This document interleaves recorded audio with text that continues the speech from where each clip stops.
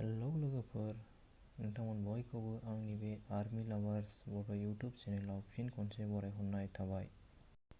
बे भिडिअनि गेजेरजों नोंथांमोना सोलोंनो हागोन खारनायनि सिगां नर्मेल स्ट्रेचिंखौ माबोरै खालामनांगौ।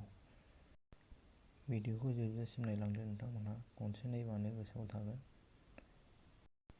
खारनायनि सिगां जों एसेब्लाबो खालामनांगौ दे लोगोफोर स्ट्रेचिं, नङाब्ला जोंनि देहा मोदोम सोलेराव आघात जानो हागौ लोगोफोर।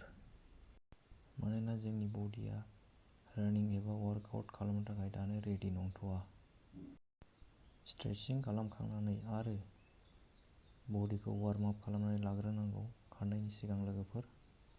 जोंनि क'क्राझार डिस्ट्रिक्टनि सिङाव थानाय सेरफांगुरि ओनसोलनि जायफोर गोसो गुदुं डिफेन्स साख्रिखौ मावनो फंबाय आरो बिनानावमोन, नोंथांमोना बेवहाय फैनानै सोलोंफैनो हागोन। जायगाया जाहैबाय सेरफांगुरि हाब्रुबारि दल्ले बाजार साखाथियाव थानाय फुटबल गेलेग्रा फोथाराव।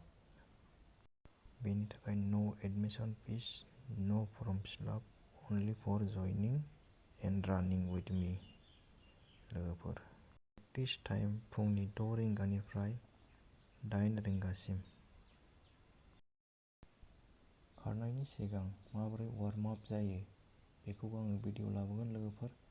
नोंथांमोनहाल' आंनि चेनेलखौ साबस्क्राइब खालाम, शेयार खालाम, लाइक खालाम, कमेन्ट खालाम। जय बर' हारिनि, जय हिन्द। भिडिअखौ नोंथांमोनहा नायलांबाय थादो लासै लासै।